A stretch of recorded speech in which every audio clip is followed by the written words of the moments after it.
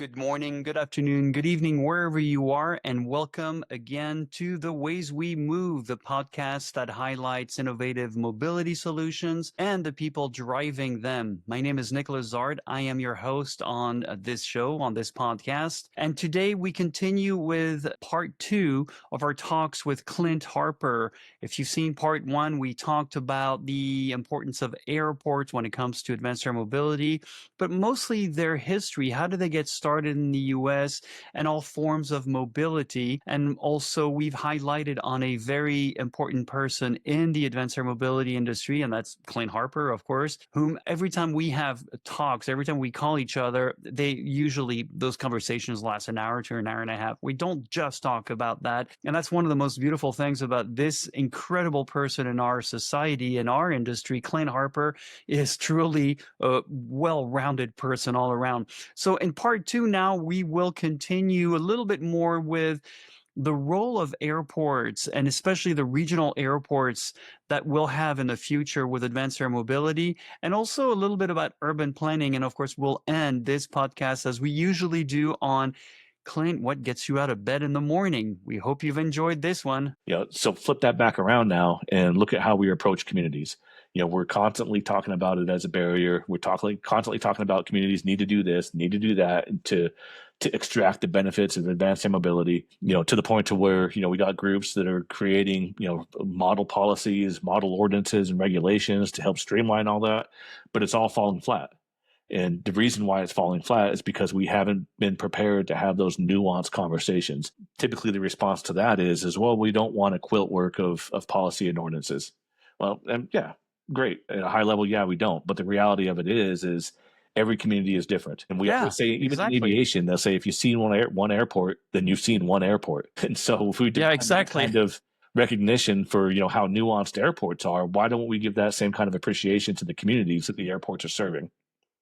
Yeah, that's actually it's such a every time you talk, I'm like, you're right, and you're right. And then there's this, and that. So one thing that we've been working on is a project that's going to be extremely suburban and might even be very, very suburban, but linking a bunch of different places you wouldn't even think about to sort of a regional airport. So instead of doing what we've been hearing about is, New York City, Los Angeles, Dallas, we're thinking about no, the other way around. What does the common person want to do? And the biggest barrier we had was, strangely enough, them. But the technology is right now we can only fly a 1 to 2 seater eVTOL. So how do we get enough people into one of those and fly fast enough to, make some sort of financial sense out of that? So that's why we're seeing more technology as a hindrance at this point, which is a good problem to have. We want safety above all and everything.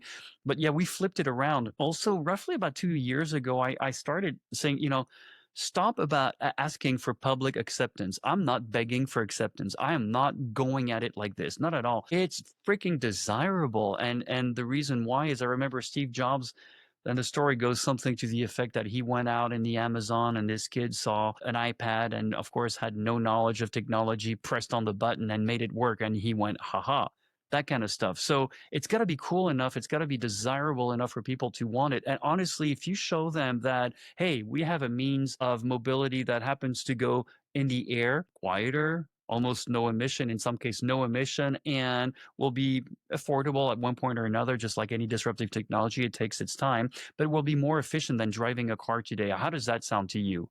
Who's going to say no to that? Obviously, everybody wants to see that. Everybody saw Star Wars, Star Trek, and the Jetsons. So I think we're getting there slowly, and I think there are more solution than obstacles, thankfully, in our case. Well, and I think what's going to come from that conversation is they want the full story. What's the full story? Yes. So this What's is the full all the story? great, fluffy stuff, that we want to talk about. And yeah, who wouldn't want that? But what are the unintended consequences behind the decisions that are going to enable that? And so you made an interesting point, and so there are lessons that we can learn from the urban planning side, on this that I think Mm. may resonate with certain planners and other community developers. Go back into storytelling. I grew up in a suburban neighborhood, where I was within walking distance to my school, to my elementary school, to my junior Oh, high school, and even my high school. wow. And it was great, and all the streets are connected. And so, similar like many Gen Xers, during the summertime, I would disappear on my bike. I'd leave the house, and I wouldn't come back Yep. until the street lights came on. You know, probably 15, 20 miles in any direction and stay off Yeah. the main roads. I could stay safe on back roads because they're all connected. And then we got to a point, to where they felt like to capitalize on economies of scale, it made more sense to build bigger schools and then bus those kids to the schools. And so they eventually demolished my elementary school and rebuilt it, built it to the size of my junior high school that I went to. And now they Yep. bus kids, from all over, to these schools. And because of that, or not necessarily because of that, but in with that, they've started building all these subdivisions that are no longer connected, to other Yep. subdivisions. And Yep. so I could have, my best friend that lives, right on the property that's behind my property. And, I should just be able to go around the block, but because our Nope. subdivisions aren't connected, I have to go around, the whole take a 3 mile hike just to get to a house that I could throw a rock at, across the fence. And so we've developed, these are the unintended consequences of these kinds of decisions. And then we blame it on then we look at the kids today and say, oh, well, you should be out on your bike. Well, You should be doing what I did. You should be outside enjoying where? nature, doing all these things because Where? that's what I did. Where? But we haven't built the environment, to make that happen for them. And then we blame the kids, for being lazy or for all this kind of stuff when we did this to them. Our development did this to them. And so getting back to the bigger picture, when we talk about why wouldn't you want to have a future like the Jetsons or, whatever, that might look like, what are the unintended consequences behind those decisions? What are we destroying to make that possible? Are we destroying something? Because nothing is, a 100%, beneficial ad. We're always changing things, and so understanding those things and being ready. That's the nuance that we need to have for these conversations. We can't just come in and say, don't you want the Jetsons? Don't you want this? Wouldn't it be great to have that? And, not knowing of the unintended consequences that lie behind that. And that's the one thing that I'm still scratching my head around that one, because I've noticed that happening in the EV industry, and of course the same thing in our industry is talking to founders and CEOs and people running all these companies. And the question is the following. It's like, okay, great. So you walked away from your conventional company because you felt shackled to traditional conventional systems that you feel no longer work. You want to do something that's much more creative, use better, more efficient systems and everything. You dump your 4K, your golden parachute, and you start these startups and you embrace this new mode of mobility, electric mobility, so on and so forth. However, there's just one little problem with this. You're bringing in the same economic realities and financial models from the old companies that you so desperately run away from. And it goes back to your conversation. We really need to have a fundamental paradigm shift, not just the technological, but the way we use business, the way we see business, and maybe also stop thinking of sustainable as a green thing, environmental thing. Sustainability starts with your life, starts with the way you run a business, starts by not squeezing the life out of your the people who work with you, but make it sustainable. So one of the things that I always did wherever I worked is, I mean, I'm not indispensable, and if I'm sick one day, I want somebody else to be able to run with that ball, so take good notes, et cetera, so on and so forth. And I think that's still missing right now. And to your point, I think a lot of companies are still going out there in full-on marketing pitch mode by saying, well, when you'll use our stuff, it'll be great, it'll make coffee for you, and AI is going to scratch your back too when you feel like it needs to. I don't know. It's just there's a bunch of holes in there that I'd like to put together, but it also starts at the fundamental level. What is different about the way we want to run these companies today? Understanding everything that we've talked about, a more holistic approach, more unified approach, more sustainable approach, not just the green approach. So I think that's a question I've never had a good answer to so far. Yeah, well, I think it highlights, that we live in an imperfect, society, and so I spent a good amount of time, in this advanced mobility space, being frustrated, by the narrative and the messaging that's coming from the industry because it is so just glossy and fluffy and doesn't recognize the real challenges. And that's really one of the reasons why I got engaged in this industry is after seeing the great idea, by the way, of using parking garage rooftops to support aviation infrastructure. I love that Yep. idea. Yeah, of course. It makes a ton of sense. But I also saw, how difficult, that might be from an urban planning perspective. It's not just that you have to retrofit the garage. You might have to look at zoning ordinances. You might have to, is there a development process, already developed for that kind of thing? There's a lot of policy changes that might need to make, and all that requires engaging with the community, at some point or another. Yep. And so for a long time, I pushed back on that. And, it still does frustrate me.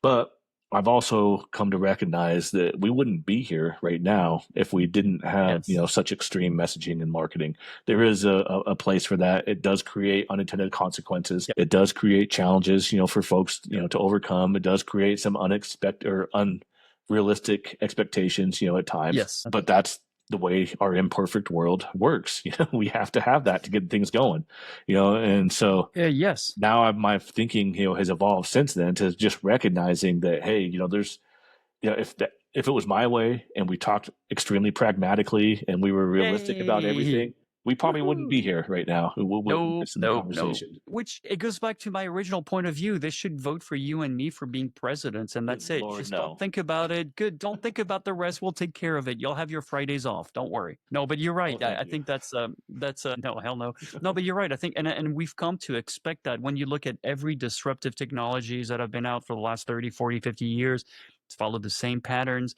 You get the same press releases designed to get people excited about it. When people get enough excited about it, investors come in, and pros and cons about that. Up until now, we've seen maybe the not the right type of investors for aviation, more, the profits happen within 6 months to a year. Well, this is aviation. It's a decade at least. So I think now we're seeing a more mature bunch of investors come to the table. And maybe right now, and I'm hoping the next wave of companies are going to be a little bit more pragmatic. The reason why I say that also is I was leading to, I don't know if you must have seen that. What is it, that Californian company, I think in LA, that came out with that $20,000 pickup truck, electric pickup truck. I forgot the name of that company, but if you look at it, strangely reminiscent to after World War II, where you had two types of cars available at the time, right? You had the fluffy winged air cars from GM, Chrysler, and Ford, because everything was space age and everything.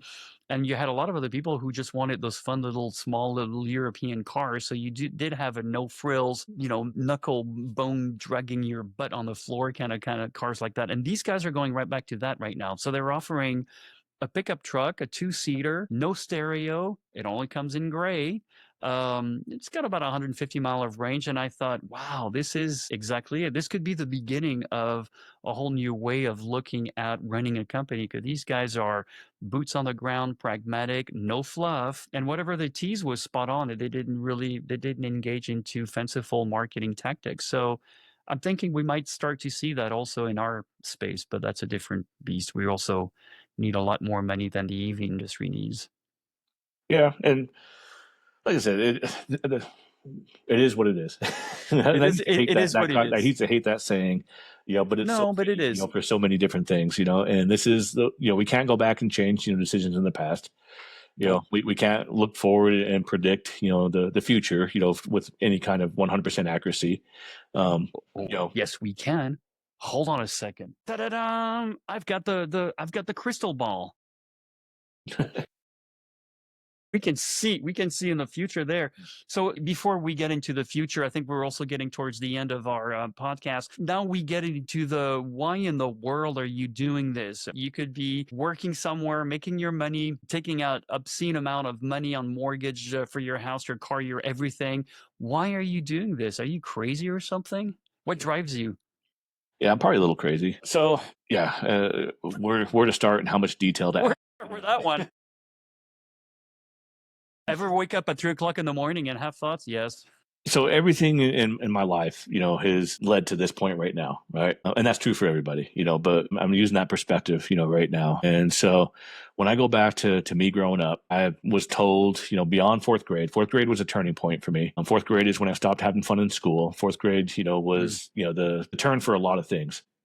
Because of that, I didn't do well in school. I didn't do well, in, you know, yeah, it just didn't do myself any favors. And so I barely graduated high school. I'm pretty sure most of my school administrators pencil whipped, a few things just to get me out the door because they didn't want me dragging down their numbers. So they got me out the door. I got a diploma and I had these grand visions for how I was going to live my life, the MTV lifestyle. This was back in the 90s. Yes. That was going to be me, and so on and so forth. And then I was hit with the realities of life, and that I think I graduated. My final semester was a 1.7 GPA, which wasn't high, much lower than everything else that I got through my high Congratulations. school. Yep. We're very similar, by the way. You're talking about my life here. So Yeah, it took me a couple of years, after doing some construction labor jobs, installing fiberglass insulation, trying door-to-door salesperson jobs, cleaning carpets, eventually got warehouse work. And that's when I realized that, I didn't set myself up for success. I screwed up.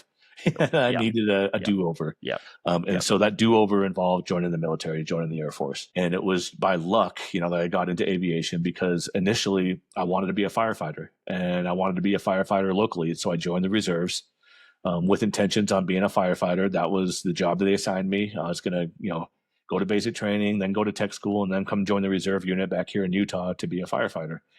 And as I was in MEPS, waiting to get on the bus to go to basic training, waiting to get on the plane to go to basic training, they came running in and says, "Hey, we got a problem. You can't be a firefighter." And this is like literally like an hour before I was supposed to get on a plane to go to basic training. And I was like, all right, well, what do we do now? And they gave me a bunch of career options and then dangled some bonuses in front of me. So I looked at all this stuff, and I've always been fascinated with electronics and things of that nature. And so that's how I got into aircraft maintenance. I took an avionics job that came with a nice bonus as long as I went active duty. And so everything took a drastic change, no longer being to be a firefighter, no longer going to be in the reserves, no longer going to come back home after it's all done, going active duty, working on aircraft and on electronics. And so that was the pathway. And because of that, and all the rest of my experiences within the Air Force, I developed a deep appreciation for aviation, because aviation took this kid that did nothing for himself, set myself up for no successes, and turned me into something. And so I was very grateful for aviation for that purpose. And so when I retired from the military, my intention was to keep it going, keep finding an airport management job on the civilian side, and keep that progress going. I wasn't able to do that, right out the Air Force, because I didn't have a college degree. And so I had to go back to school, get a college degree. They told me, just get the piece of paper, underwater basket weaving, doesn't matter. I chose urban planning because I've always been fascinated with the built environment. I've always been fascinated with, cute little downtowns that you can go to the corner store and get a coffee and walk down the road, another couple half block, get, other amenities. I've always been fascinated with that. And so I wanted to learn about that.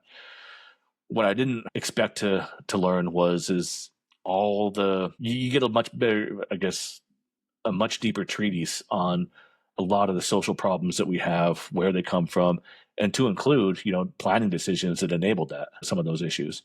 And so you start looking back at, how do we avoid making those same plans? And you learn about how traditional planners, transportation planners, land use planners, they're trying to solve these hard hitting issues: homelessness, food insecurity, transportation Yes. inequities. They're trying to bake that into all the work that they're doing. And that was inspiring, and so it got me wondering, like, what is aviation doing to solve for homelessness? What is aviation doing to solve for food insecurity? And I didn't like the answers that I was initially getting. And so I vowed to leave aviation. I wanted to be that guy that was helping to solve problems. But it also broke my heart, because aviation had been such a Yep. big part of my life. And to view aviation differently was heartbreaking. But I was set and determined. I diversified my education. My specialty in graduate school was transportation planning.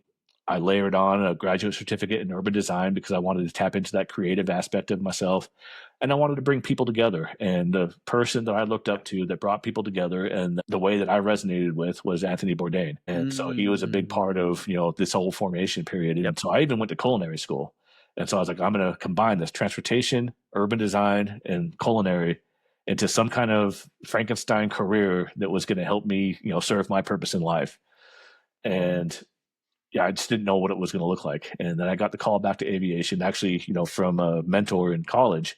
He pulled me into his office and said, "Hey, I hear you're leaving aviation." And I told him all the reasons why. And he was like, "That's great. Appreciate that you're trying to embody the values that we hold as an institution and all this yada, yada, yada." He's like, "But have you ever thought that aviation doesn't have solutions for your answers? Is because nobody is trying to push for those solutions from within aviation." And so he's like, "Well, what if you could be that person? What if you could try and solve some of those issues from within using your experience? Now, have you thought about that?" And I was like, "No, I actually haven't." And it wasn't a light switch. It wasn't like this aha moment where I walked out enlightened, No. set on a new path, but it planted that seed. Yep. And as I was finishing everything else out, I had worked as a transit planner for the Utah Transit Authority. I worked with their coordinated mobility department, which was awesome because they They're not the traditional transit planners. They're not designing bus routes or light rail lines, working on frequency and schedule of service and things of that nature. UTA and many other transit authorities recognize that in their planning, they leave people out of the equation. So there are mobility challenged people. There are other people that have issues with getting around that can't even get to the bus stop. So how Yep, does the transit exactly. authority serve them? And that was the coordinated mobility's role, is to try and find solutions for the people that couldn't traditionally access the transit system. And so learned a lot of great lessons there, worked with some amazing, passionate people in that role. I worked for UDOT. My first job role with UDOT was in the transportation planning division, not aeronautics. In that role, I was working with them, the group that was starting to look at land use as a part of transportation planning. And so I was thinking that the best way I can describe it is Utah is geographically constrained. There's a lake on one side, mountains on the other, Yep, and there's only so far north and south that you can go. yep. And UDOT's director had made a claim in a panel or a keynote that really resonated with me, where he basically said that the reality is, because Utah is such a rapidly growing state, that our population in northern Utah, in the geographically constrained area, is expected to double by 2050. There is no physical way that we can double the amount of lane miles on our roadways to accommodate for that growth in transportation. We have to Wow. start thinking differently, and not just multimodally, but we have to start thinking about how we design differently, how we have to think about accessibility along with mobility, and how does that drive land use changes? How does that drive economic development strategies? How does that drive, multimodal transportation? And he really put a big emphasis on multimodal transportation. And I knew at the time Wow. that aviation wasn't a part of that strategy. They were thinking of trains, buses, Of course. cars, ride sharing, was starting to become a thing at that point. Micromobility, was becoming a thing. And of course, Anything with wheels. the Yep. original mode of transportation was also highlighted: walking. How do we make our cities and everything more walkable as well? And so I started trying to bring aviation into that mix. And I was fortunate that I had my first day at UDOT was also the first day of UDOT's new aeronautics director, Jared Esselman. And I was starting to be, I was starting in the role of the transportation planner. He got wind of my experience. And he's like, we really need you over in aeronautics. So you're not going to be in transportation planning for very long. We're going to steal you. And I was like, okay, slow down. There's a reason why I applied for the transportation planner, not the aeronautics, airport planner job. But what him and the transportation planning director worked out was this thing where I would basically split time between the two divisions. And when I was in the Mm. transportation planning division, I was trying to advocate for airports. I was trying to advocate for airports as a part of this multimodal strategy that Utah was starting to look at. And when I was over in the aeronautics division, I was advocating for integration with other modes of transportation. Hey, it's not just about the airports. We got to break out of the silo. We got to get aviation out of the silo and start working with other organizations, other entities, start doing some cross pollination to really maximize, what these airports and the future of aviation would look like. And this was all before advanced air mobility really got any kind of momentum. Right.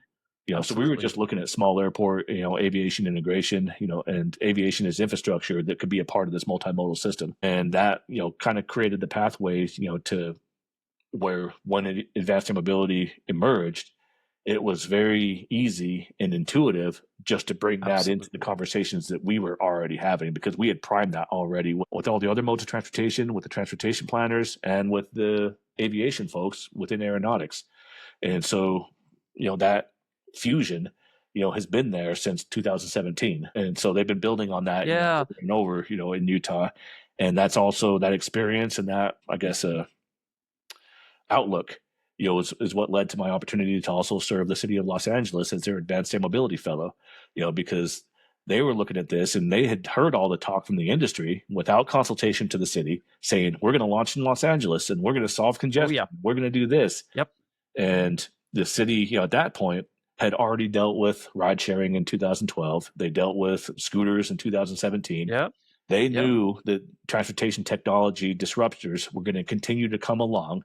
It didn't make sense to push back and try and fight against it. So let's work with the industry to try and figure out how can we leverage this new technology to better serve the things that we already Right. got going on, to serve the issues that we're trying to solve, the strategies that we already have in development. Cities have been trying to solve congestion since the 70s. And so to say we're going to bring this new four-seat, aircraft that can land a few times an hour to a piece of infrastructure, is going to put a dent in congestion is short-sighted. But it can be a part of Yeah. the existing strategies. It could be a Yes. complement.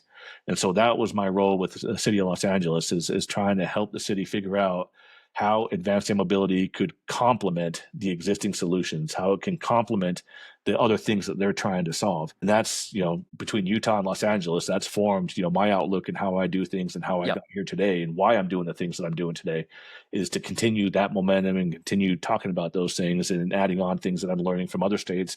Michigan is doing great things. Tennessee is doing great things. Yes. Yeah. Arizona is on the rise. Florida has Arizona's on always the been rise. a model for Texas, aviation in Florida, general. absolutely, And I've been absolutely. fortunate enough to work, with people in all those different areas to learn from them as well. And they've been gracious enough to share information, and lessons learned with me on how this worked and what Yep. didn't work. And so it's been a fun ride. Yeah, it's true. It's because I remember you from way back then, again at the LA Auto Show, and you struck me as the only one, and still to this day for the most part, who actually took the community outreach aspect into it. So you had the more, the human touch to everything that we were talking about. And I always thought that's pretty interesting. Any thoughts on our listeners and watchers who might, be wondering if there's something that they can do in this industry? How do they start to get involved? Where should they start to look for? Are there any groups, any place that you would recommend, say for a college student, to switch over to advanced air mobility? Yeah, so it's tough, in that perspective. So I had the honor of testifying before Congress in 2023, and one of the things I Yeah, highlighted in my that's right. testimony was the fact that if you go to any any planning program at any university in the United States, you're going to get a transportation planning curriculum that includes roadway planning, transit planning, active transportation planning, all the different types of planning except for aviation planning. Yep. And a lot of times it's kind of talked about, well, not every community has an airport. Airports are actually pretty rare. Well, yeah, and that's true to an extent. I don't think maybe they're understating it unfairly, but there is some truth to that. But as we add in heliports, hospital heliports, there are many communities that have hospitals that have heliports in those communities. Now, as we get into advanced air mobility, we're looking at maximizing that existing infrastructure with new operations. Drones are now a part of the thing. There's now this need, I feel, for these planning departments to start incorporating aviation planning into their curriculum, because not only has it always been a part of our communities, it's going to be or it's shaping up to be a much more significant part of the communities into the future. And so from that perspective, it's hard to say where to engage in. There's legacy, groups out there. The American Planning Association has been a part of doing this. There's heliport planning articles going back to the 60s that have addressed this, but it's been very sparse. On the aviation side, it's all very aviation heavy. The Vertical Flight Society has been one of my favorites to engage with. They do a great job, have great programming at their events, but they are also very technical. I'm trying to think of some others that might be out there that are working on things. I'm working with a relatively new nonprofit called the Advanced Air Mobility Association, and they've taken a lot of what I've been talking about to heart, and they're trying to form some specific programming around how to bring communities together, reframing communities as a barrier to opportunity, working with communities, what can we learn from communities that's going to better shape this, that's going to protect the scaling, potential of the industry, so that we're not just making all these plans in our own little bubble and then bringing them to communities and watching them deflate. So that's been very fun to work with. And I think there's a number of museums that are also getting engaged in this space from a storytelling perspective. And that's something that's important to me as well. So I volunteer as a board member for a local museum here in Utah called the Leonardo. And they take their inspiration from Leonardo da Vinci, who looked at art, science, and technology holistically. The storytelling, the tangible, physical storytelling space that they have for this is amazing. And if any of your listeners, listen to this and are ever in Salt Lake City and want a tour, I'd be more than happy to provide that for them. But the storytelling piece is important. And I'd say, persistence is a big part of all this. So I've been talking to many folks who are engaged and excited, in this industry. They're relatively new, and they're seeing opportunities starting to thin out because of the focus that's now we're in this final, last stretch of the race to aircraft certification. And so all resources are being pushed to certification, and, it's thinning out some of the other opportunities that people might have. But those are coming back, so we got to be persistent. We got to be, resilient, in all this, and, to not hold back on your ideas. This is how we learn. And, for those of folks that are non-aviation stakeholders that are out there, if you want to talk about your ideas and how, you know, how to position those ideas within this industry, I'd love to talk to you. Yeah, I think you said it very well. Actually, just a little bit of philosophy in this. I mean, everything starts, by thinking about it, by conceptualizing it, and that's how everything becomes a reality from this microphone to any of the aircrafts that you have out there.